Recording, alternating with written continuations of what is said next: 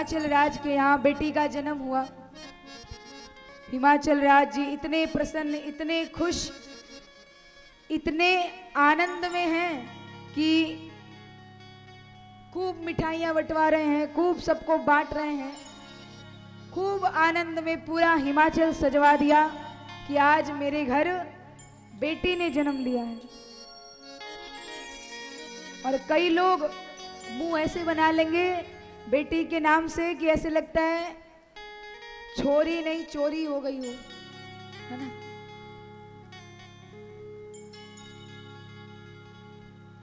मैं ये नहीं कहती कि बेटे कुछ नहीं करते, करते हैं, जरूर करते हैं, लेकिन इसका मतलब ये नहीं कि बेटी कुछ नहीं करती, सब करती है।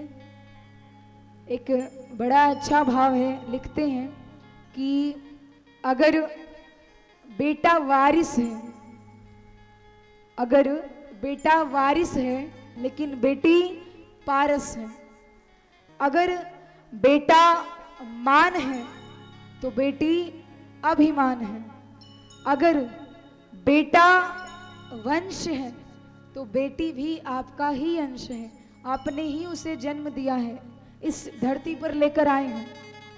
अगर बेटा आन है तो बेटी भी आपकी शान है, अगर बेटा आपका तन है तो बेटी आपका मन है, अगर बेटा आपका संस्कार है तो बेटी आपकी संस्कृति है, अगर बेटा आपकी दवा है तो बेटी आपकी दुआ है। भले ही आपकी तबीयत बिगड़े, आपका स्वास्थ्य खराब हो, बेटी ना गाड़ी चलाकर जा सकते हॉस्पिटल तक, पर वो दुआ तो कर सकती है, प्रार्थना तो कर सकती है, और दवा से ज्यादा दुआ में असर होता है।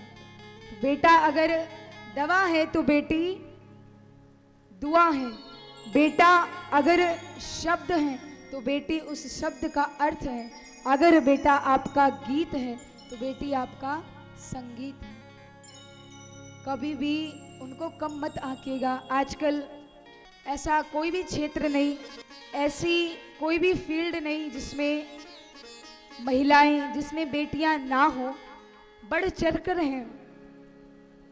चाहे वो सब्जी बेचने से लेकर और इस आसमान में प्लेन, हवाई जहाज उड़ाने तक का काम हो, हर एक में आगे।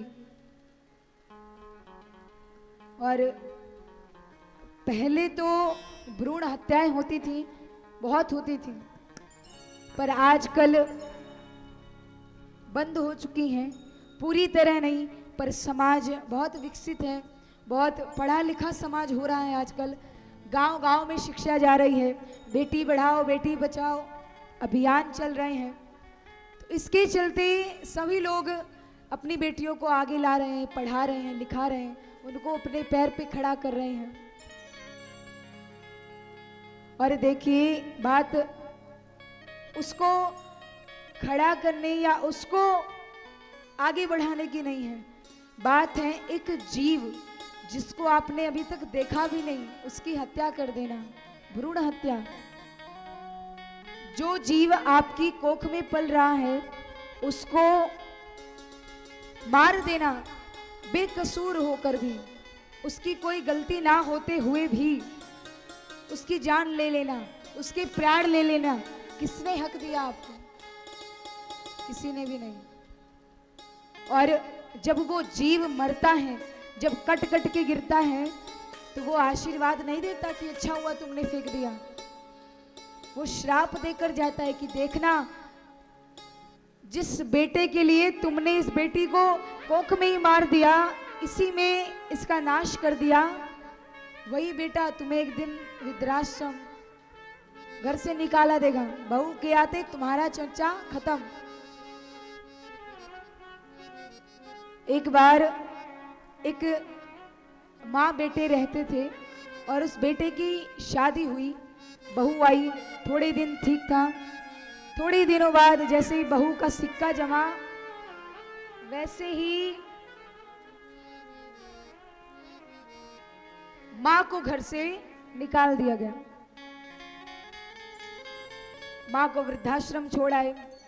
जब वो माँ और बेटा वृद्धाश्रम छोड़ने गया तो जो वृद्धाश्रम के बाहर वॉचमैन था उसने कहा, अरे माता जी आप इतने दिनों बाद कैसे आई? उसने कहा बस ऐसे ही। माता जी तो अंदर चली गई, लेकिन जो बेटा था उसने वॉचमैन से पूछा कि सर जी आप मेरी माँ को कैसे जानते हो? कोई रिश्तेदार हो हमारे? बोले नहीं नहीं, कुछ सालों पहले ये यहां से एक बेटे को गोद लेकर गई थी। सोचो, वो बेटा समझ गया, क्योंकि अकेला था अपनी माँ का, तो समझ गया कि ये वही माँ है, ये वही औरत है जिसने मुझ जैसे अनाथ को गोद लेकर के इतना काबिल किया, पढ़ाया लिखाया, और आज मैं इसे इसी वृद्धाश्रम में छोड़ के जाऊं। तुरंत गया, माँ का हाथ पकड़ के लाया, माँ मुझसे भूल हो गई, दोबारा ऐसा नहीं होगा, तू चल मेरे साथ। माँ ने कहा बेटा तेरी गलती नहीं है, तुझ जैसे बेटे को पाने के लिए मैंने अपनी कोख में 3-3 बेटियों को मार दिया कि मुझे एक बेटा मिल जाए, और ये उन्हीं का श्राप है जो तुझ जैसा बेटा मुझे मिला। और एक माँ तो 4, 10, 8 बच्चों को पाल लेगी, पर वो 8 10 मिलके उसे नहीं पाल सकती।